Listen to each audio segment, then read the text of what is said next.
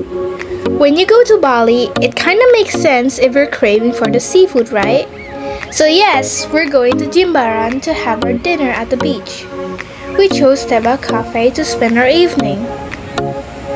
Just make sure you arrive in the right time so you can still pick the best seat on the beach. We ordered grilled fish, fried calamari, crab with padang sauce, grilled prawn, and stir-fried water spinach. Enjoying the food while watching the sunset is really relaxing and satisfying.